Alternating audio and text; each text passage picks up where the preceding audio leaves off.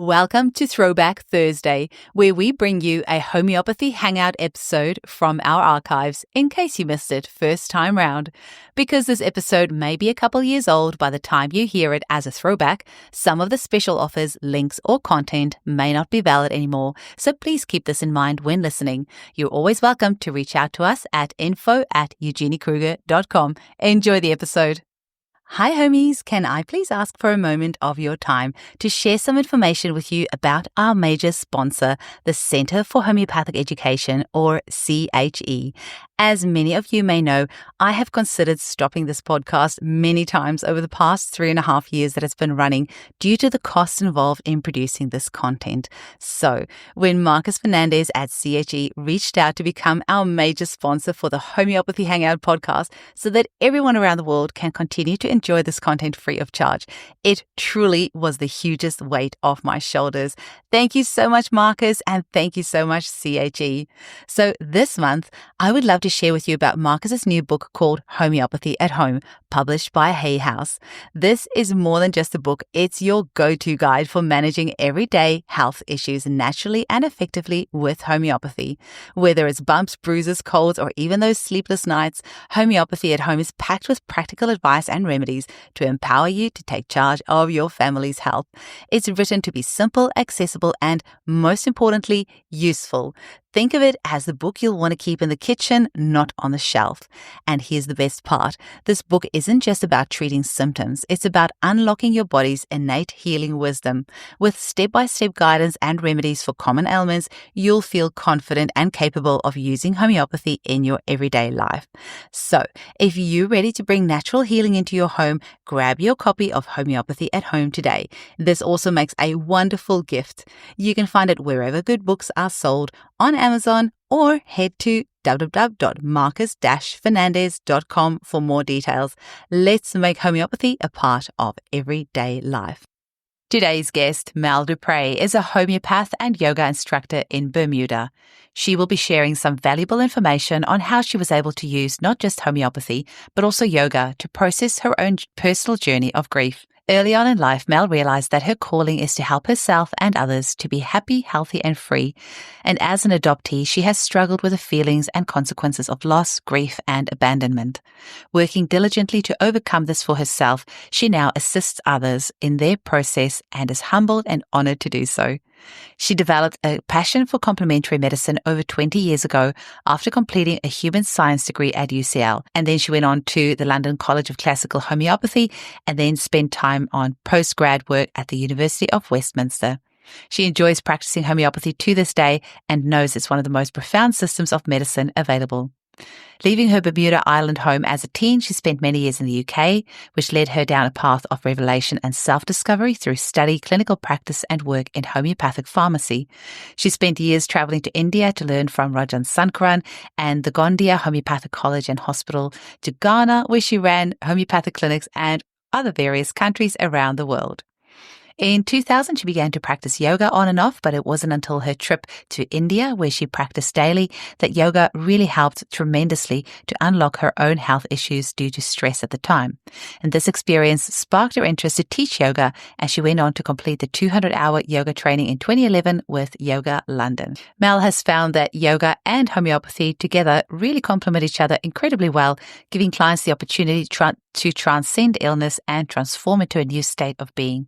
Life is a journey. For Mel, it's one of fun, healing, and devotion, and by embracing this, there is a quest for deep connection and understanding of herself and others.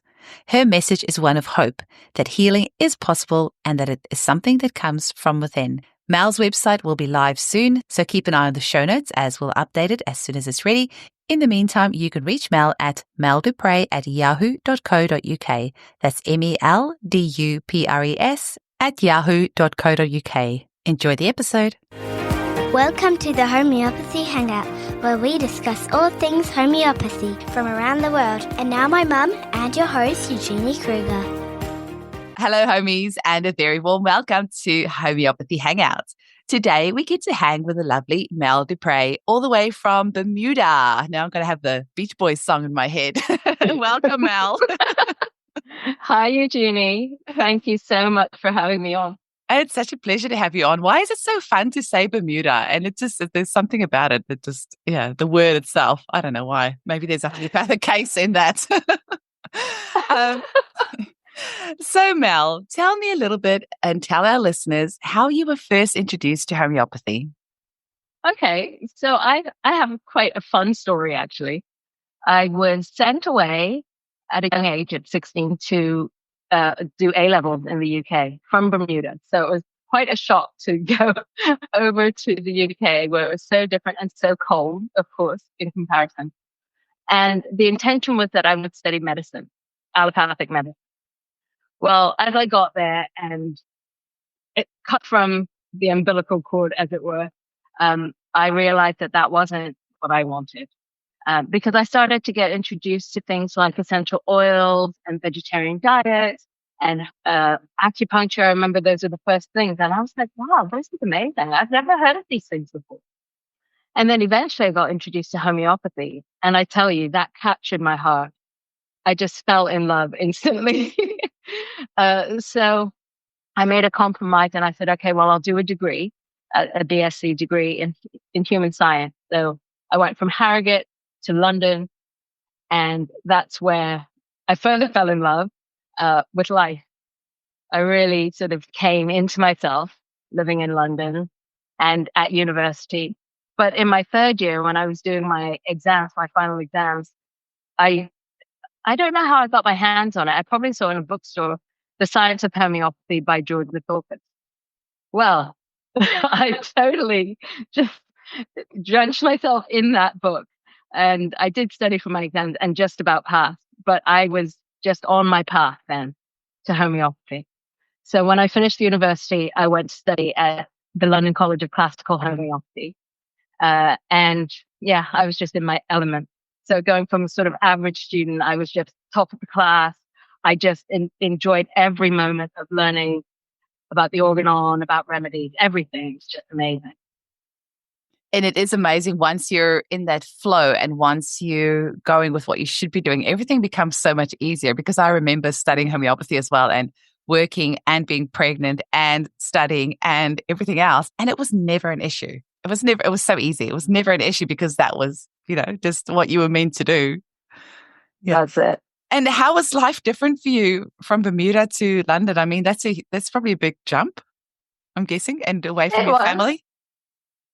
Yes, but I got used to it, and it was actually the best thing that I ever did. Mm-hmm. Definitely the best thing I ever did. And I wanted to say, actually, just while I was studying homeopathy, obviously I started to see a homeopath. So all the things that were going on in my life at home, which were, I'll say, traumatic. I mean, it's relative, right? What traumas are. But for me, I was in a very emotionally depressed state. Mm-hmm. So I started being prescribed homeopathic remedy, and I started to emerge from that state myself. So that's how I knew that homeopathy actually worked. Mm-hmm. And you have a special place in your heart for helping people with grief using not just homeopathy, but yoga as well, right? So you're going to have to tell us a little bit about how that all intermingles, because we haven't had somebody on the show yet that combines these two. So how did you get into that, and how does that even work? So just going back to my earlier years, I was adopted at 4 days old into a very loving family, I have to say. They loved me immensely. However, for me, there was something not right. There was an unspoken, unidentified feeling, which I didn't quite understand then. Even growing up and into my 20s, I didn't understand it. It was much later that I really came to terms with it all. But looking back, I realized that I was grieving. I had lost my birth mother and father, and since which I know that I had a sister that was older than me. So I must have known her on some level, even in the womb, because I was only 4 days old when I was given up. So I had lost that connection and almost forced to find other connection with people unknown to me. But as I said, they were very loving and embraced me. They adored me. So I was very fortunate in that regard. But the subject of adoption is huge, and it's not for this moment. But just the basics of it is that I was grieving. I realize that now for a very long time. So on my journey, I was unfortunately afflicted, if I can use that word, with eczema. So I suffered with eczema for a very long time. And it got worse after my father died. So my adoptive father passed away in 2005. And after that, my eczema just went berserk. So for 10 years, I tried to get a handle on this. And in the process, I got further into understanding myself using homeopathy, but other modalities as well, acupuncture, changed diet, all of those things to help support myself. And it wasn't, as I said, for 10 years. And then my adoptive mother passed away at that point, at which time my eczema started to subside. So for those of you that know anything about eczema, it's this expression or lack of expression of self from voice and coming out through the skin, as well as the connection with the lungs, connection with the intestines, and it was just this really revealing experience. So my eczema was actually my biggest teacher. And as much as I suffered, I realized that there was a lot of learning there, and I survived it. Mm. So through that, there was a point where I ended up in India, and I was at an Ayurveda clinic there. And I was taught yoga one-on-one. There weren't many people around. I think it was the off season in Goa. And I was taught yoga every day. I had this experience of yoga, and I realized how helpful it was for my nervous system, because at that point I wasn't sleeping properly. I was just just having a nervous breakdown, and I was a wreck. But the yoga helped me tremendously. So it was at that point, after I left and I went back to the UK, that I realized that's something I wanted to embrace, and I wanted to be able to share in my practice. So not only with homeopathy, but helping people with yoga as well. So that's what I've done. And I love it. That's so amazing. Yeah, yoga is pretty amazing. I have to admit, I've been shocking. I just keep putting it off, but it's something I need to get back into. I used to be so good when I was pregnant with my kiddies, and I remember just how good it made me feel doing it. And is there anything else? I'm a newbie with yoga, so is there anything else that you could tell other newbies like me? Maybe some encouragement on how to get in it, or how it can help our bodies, and how you see that interplaying, and also how, in what way that helped you with the grief, because you're using it also specifically to help with the grief, right? I am, yeah. Mm. So let me just first say about trauma. I used that word at the beginning. So trauma really is about loss of something. Mm. Loss of connection, loss of power, loss of safety. It's loss. Yeah. Leaving it vulnerable, really. And the natural reaction, the natural emotional reaction to loss is grief. And then if we take it a step further, if we're not allowed to grieve, and often we aren't, society doesn't really allow for grieving. They sort of give pay lip service to it, but we don't really embrace the process of grieving. So if that's not allowed, then we can fall into anger. And generally, when anger isn't allowed, the body will contract. It will brace itself with tension. And we store that within our body, in our organ, in our system. And that's where we can come into a diseased state. Where yoga comes in now is that it allows us, knowingly or unknowingly, to release that tension. And it's such a powerful thing. Even the embracing breathing, which is the first step of yoga. Yeah. We're conscious of our breath, aware of our breath. Changing our breath can change our mood. You probably know this. If you get some good news, your breathing becomes shallow and you become excitable. But if you get bad news, the breathing becomes, that's classic sigh of Ignatian. Yeah. You sigh and become heavy. But being aware of this breathing can just help to regulate the body, regulate the mood, and release the tension that we hold. You've explained that so beautifully. And I don't know why I've never thought of trauma as being the loss of something, but you're so right. And as you were saying that, I was thinking of the trauma cases I've had in my clinic. And yes, every time, if you actually kind of just distill it down, it was because there has been a loss of some sort. And I'm just thinking, I deal with a lot of birth trauma in my clinic. And even that, it's like a loss of power. It's a loss also of that, that dream they had of how this was going to be such a beautiful birth. And then that dream is lost, or that, hope is lost. So, that's such a great way to describe it. But yeah, you're really right. It does kind of boil down to that.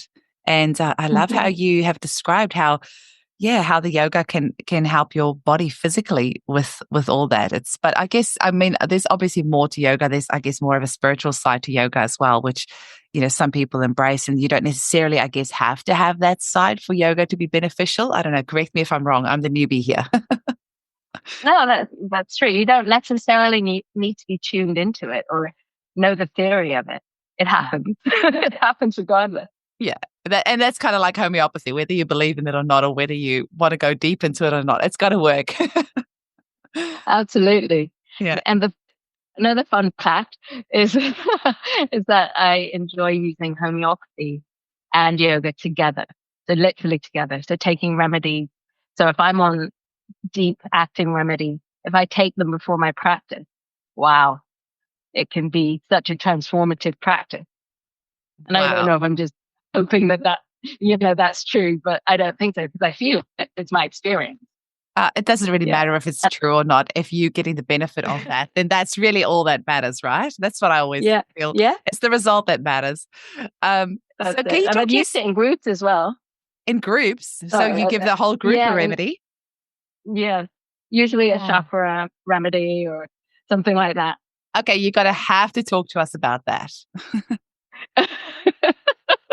Well, more as an experiential, just fun thing to do, because it's not like taking the case beforehand and then it's just like, here, would you like to try this for your crown chakra and see if you connect, what happens in that, and never really going into detail afterwards, but just for the students to see for themselves what happened.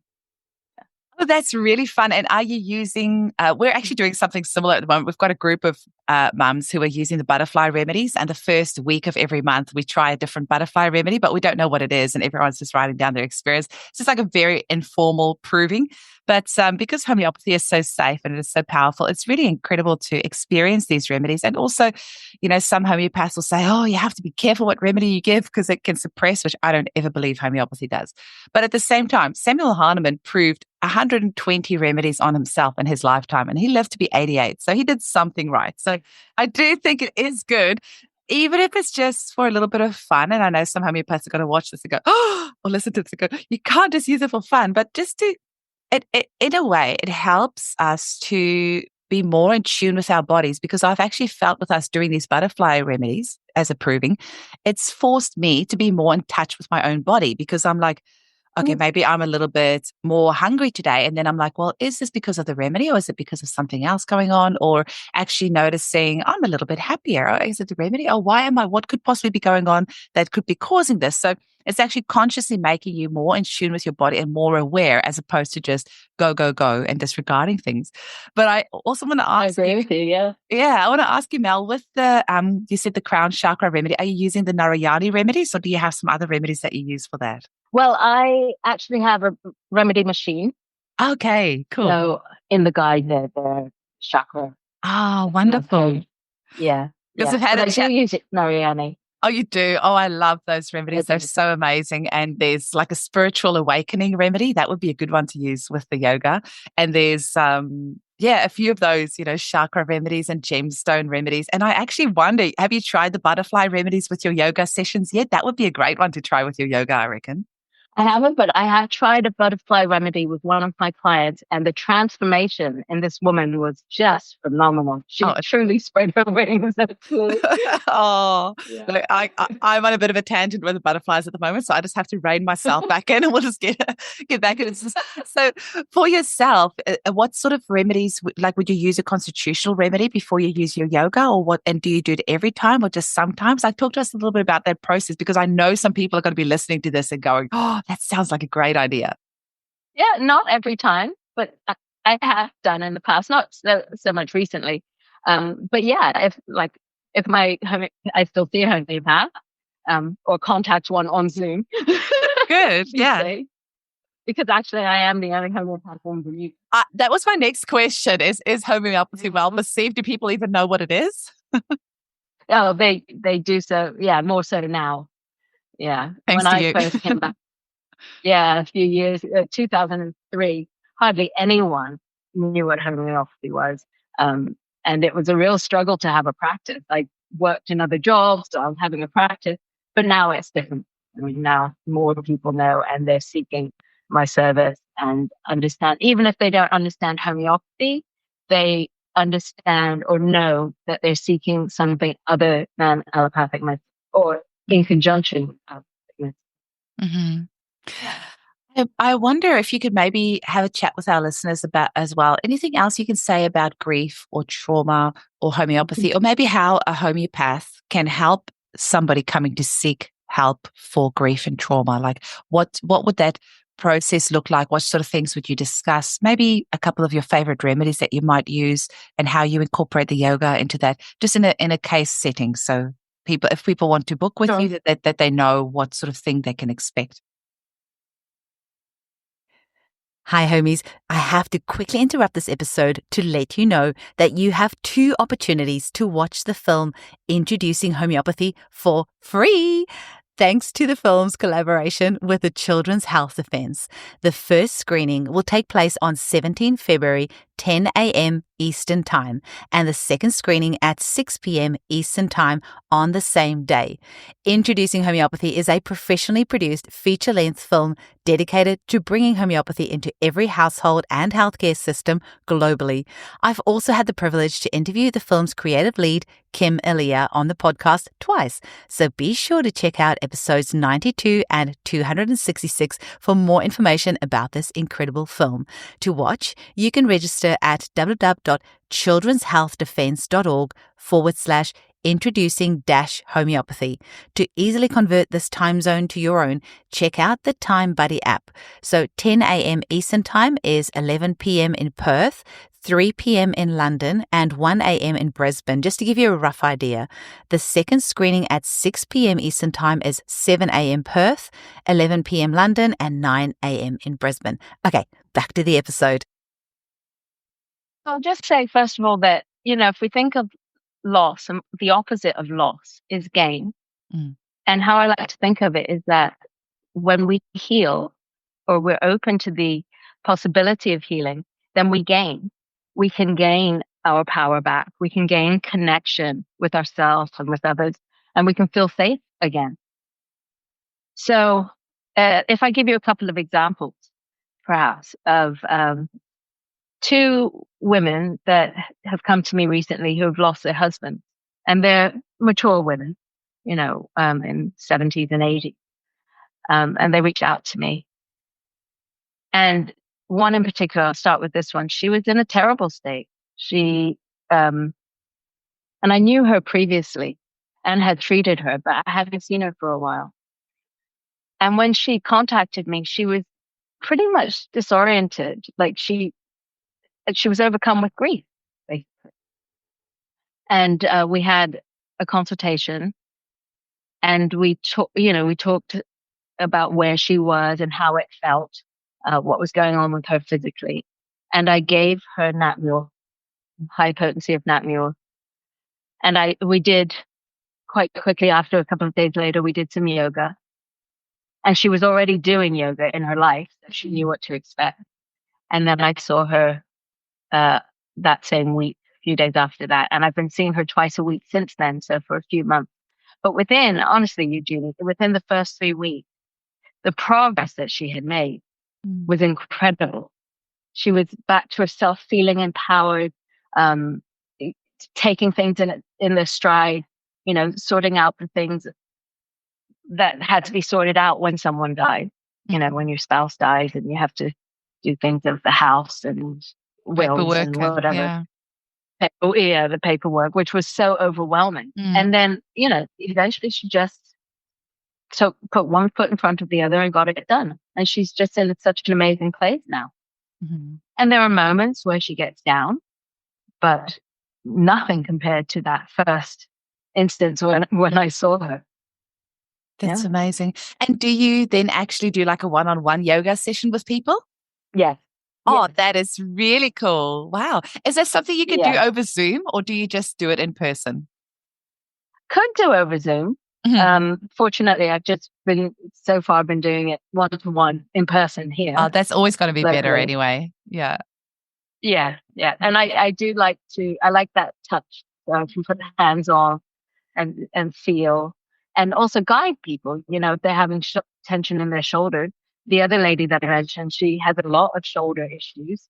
And I often put my hands on her shoulders and just say, breathe into my hand. And she's like, the heat radiating from your hands. You've got such healing hands. That is beautiful. And I gave her Ignatia and I gave her some Natmure. And again, she also is finding her way. Her situation is more recent. That's amazing, Mel. And I wonder if you can maybe tell our listeners about homeopathy and whether it suppresses the grief, because I'm sure some people would be listening to this and thinking, well, how is homeopathy helping? Is it just actually suppressing the grief and that's how the person is able to carry on? Or how would you describe the process of what homeopathy does so that the person is able to carry on with their life? Sure. I think with grief, there is some talking that needs to happen. And an understanding of what's going on. Where the homeopathy comes in, it allows for any changes that need to take place and the process to happen. It supports that. I don't think there's suppression in it, but there is some sort of a process and understanding that needs to happen. Not just, here, take this pill and you'll be fine. And for yourself, how would you describe how homeopathy has made you feel in regards to grief? I'll just give you a quick little example. Like I just, when my dad passed away, but when I took the Ignatia, it just made me feel like things were going to be okay. I can't describe it in any other way, but I was like, things are going to be okay. Like there was no suppression of the sadness. Like it's still there, but you just somehow know that it's going to be all right. So it's kind of like a light at the end of the tunnel. You could feel yourself carrying on. So I guess I'm trying to make people understand that it's not, the homeopathy is not taking away the grief or making you not miss the person. You will still miss them, but in a productive way as opposed to a destructive way, maybe. Maybe you've got a better way of describing exactly what homeopathy does, because that's always when people say, well, how will I feel after the remedy or what will happen? It's so hard to describe because it's so unique for everyone. But I do try to give people a little bit of a taster. So when they feel that, they know, oh, okay, that's the remedy that's doing this. That's a tricky question, but how would you describe to somebody how a remedy could possibly make you feel when it comes to grief or trauma? Oh, wow. I think it's impossible to say. It is. It is. It's unique for everyone. It's very individual, but I'll give you an example. And I was going to say this before you started asking questions. Good. So when my mum died, it was such a blow. In fact, the day after she had passed away, I lost my boy. Wow. And not that I lost it, but I developed this stutter. And I never had a stutter in my life. But I was choking on my words. I couldn't get them out. And I took Ignatia. I self-prescribed because I knew that, I was in the acute state. And I went to sleep, and the next day I woke up and I was fine. So that was the physical triggered by the emotional that was corrected by the homeopathy. In terms of that deep rooted stuff, So for me, I was practically in bed for a year. And I think it was connected to losing the birth mother, losing the adopted mother, triggered losing the birth mother. And it was huge for me. I was so hopeless. I thought I couldn't make it through. So I don't know if, I couldn't say that there was one remedy because I've had loads of remedies around it. I've had Aurum and Natmure, loads of carcinosis, all of that. Hopefully some lac maternum too. Lac maternum, absolutely. And what's interesting is that years ago, my homeopath said to me, you'll need lac maternum at some point in your life, but not right now. This was 10. And I finally came through all those layers. We talk about the layers of the onion, and I peeled away all those layers and taking that maternum currently. Oh, it's such a beautiful remedy. It's actually one, just for our listeners, lac maternum is the remedy that's made from the breast milk of 9 different mothers. And we've got lac humanum as well, which is just made from the breast milk of one mother. But it's just such a powerful remedy. I feel like you can give it to anyone and they would probably do well. Like it's, that mothering and nurturing and, finding yourself. It's an amazing remedy. Oh, absolutely. Yeah, I think we all need it. We all have some thinking about detaching from our mother. Absolutely. Being thrown into the world. Yeah. Actually, there was something else we were going to talk about. Well, I was going to say that I really love homeopathy. I traveled quite a lot in my life, and I would always, wherever I would go, I would look out for homeopathic remedies and buy Arnica. Just to say I've had Arnica from every country I've traveled to. But what's really fascinating about it is that actually it's just the same. It's not like it's in Italian or it's in, I don't know, Portuguese or it's in some other crazy language. It's just Arnica in Latin, which makes it universal, which makes it so beautiful. That's true. I never thought about it that way. So even if you went to, in any other country in the world, doesn't matter what language they speak, the name is going to be the same because it's all Latin. Yeah. That's kind of handy. We thought that one out quite well, didn't we? 200 odd years ago. Yeah. It's amazing. Exactly. Well, that's one of the things I do love about homeopathy is actually so much has remained unchanged in 200 plus years. I think Hahnemann just got it right the first time. Like, so, a lot has changed, like our methodologies and things like that, but the basis of homeopathy and what it is and how it works has remained unchanged for 200 plus years, which, it doesn't really say much if you look at Eastern medicine, Ayurvedic and yoga and all that sort of stuff. They've been doing it for thousands of years and it's probably, they remain mostly unchanged. So, but we've got 200 years. That counts for something, right? It absolutely does. Excellent. So I wonder, Mel, can you tell our listeners what is the message that you want them to get out of today's chat? So my message is one of hope. I think through my own suffering and being open to change, open to healing,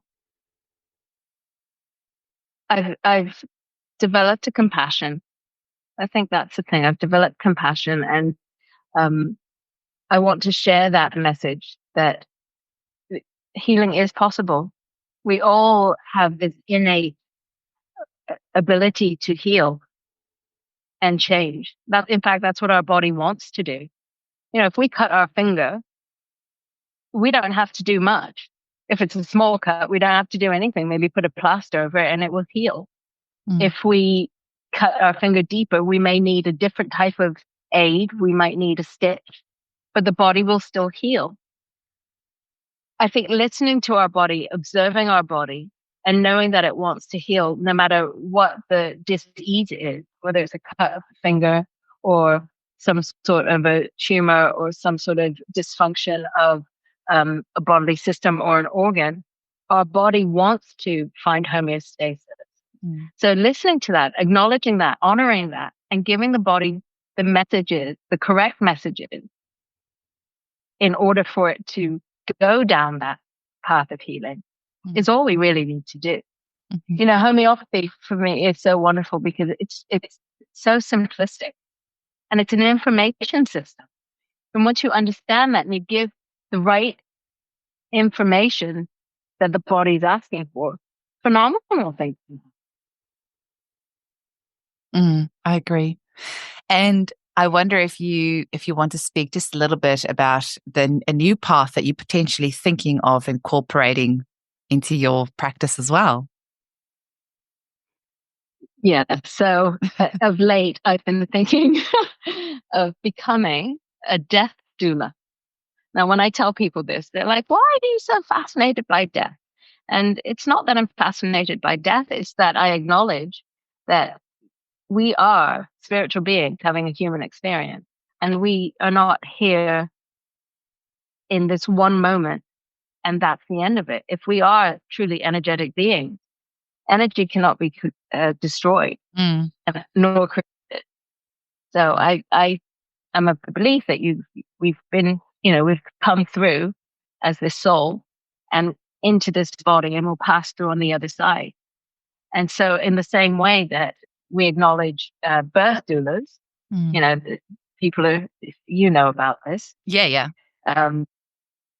Yeah, you are a doula yourself, aren't you? Oh, no, I used to teach hypnobirthing. So, yeah, I am passionate about pregnancy, birth, helping mums along that. I would love to be a doula along with, and many other things, but homeopathy is all consuming. So, right. But doulas are amazing. They're so amazing. And this idea of a death doula is incredible. I keep hearing about it more lately. And there's a couple of mums here in Perth that are training to do that as well. And actually, one of the ladies we spoke about, I think it was Rachel Welsh or somebody on the podcast I spoke about recently, that it hasn't been released just yet, but she is busy studying that at the moment as well. And I think it's absolutely wonderful. And of course, you can use homeopathy so beautifully with that. That's something that we've mentioned in the podcast once or twice, is that homeopathy can really help you with that transitional. Absolutely. So in the same way that you welcome someone into this life in the flesh, you can also assist them to transition and move on. In fact, I think it was 2 weeks ago, a client of mine reached out, and she said that her grandmother was in the hospital and that wasn't looking good. And she was pretty traumatized by it. She was pretty affected by everything that was going on. And she just reached out to me through text, but I rang her up because I wanted to hear more. And so I got a better idea of what was going on. And I said that I would come and see her grandmother without knowing too much. I wanted to see her just to establish what was happening. But intuitively, somehow, I knew to take arsenicum 10M, which I did. Because I really wasn't sure that she was in such a bad state. I didn't think she was transitioning in that day. Anyway, I left it with my client and I said, well, you can use this if you want to. And she said, well, I won't tell the rest of my family. Anyway, she held on to it. Anyway, later that night, she said, well, how do I give it? How many should I give it? And the next day, her grandmother passed. Wow. And she had given the arsenicum 10M, and she told me that it changed it calmed her breathing because her breathing was very shallow. So she was able to calm her breathing calm, and she was then out of her suffering. So it was pretty amazing. That is amazing. I'm listening to this, as you're speaking, and I'm thinking I can just imagine having the skeptics having a field day with this, but with us that know how homeopathy works. And we know what arsenicum does for a client who is anxious, at any stage in their life, anywhere from, birth through to death. And arsenicum is such an incredible homeopathic remedy for anxiety and that fear. And using it at end stage of life, there's so many homeopaths that have amazing stories of how arsenicum has helped somebody at end stage of life just actually be able to release and let go and be okay with that transition. So I think it's beautiful. I do hope you take this further because I think you'll be amazing for it. Yes, I'm looking forward to it. I've been looking online for courses and things. So that's my next step. Well, I'll go find out who it was that spoke on the podcast about it and send you the details of the course that she did, because there was definitely that would be awesome. Yes, thank you. Well, Mel, it was so beautiful to connect with you, and I am going to have the Beach Boys song stuck in my head for the rest of the day. And I hope it's so. I actually have this funny story. I was about 12 years old. I remember it so vividly, sitting on my mum's bed, and a Beach Boys song came on the TV. And my mum's like, "Oh, who sings that?" And I was so shocked that my mother did not know who the Beach Boys was. So I think that's also with that song. I just remember that so clear. How do you not know who the Beach Boys are? And I'm giving away my age here, but anyway, that's okay too. I'll never forget that. This little island in the middle of the Atlantic is quite a special place, I have to say. And I often think that there's some great remedy to be proved. Ooh, I can imagine. Yeah. I think you may have to arrange a proving, as I'm sure a few homeopaths look for an excuse to come over there to make some more remedies. You probably have some amazing things there that you could turn into remedies, I'm sure. Absolutely. Plants and animals and all sorts. Cedar and lizards and wow. Cacao, the national thing of the Bermudiana flower is our national flower, and it's so cute. And it has such a history. Yeah, it had such a history with a woman who was deemed to be a witch, and she was burned. She was actually burned alive for poisoning her slave master. And these flowers are thought to grow in her, and the energy of her through these flowers. So there are lots of mythical and folklore things that. And has that not been turned into a remedy yet? Not yet. I've got so much on my plate, Eugenie. There's so much I can do. But that sounds it's in the works. Amazing. I can, just from you saying that, I can imagine it would be a great remedy for healers. Just all that persecution and oh my gosh.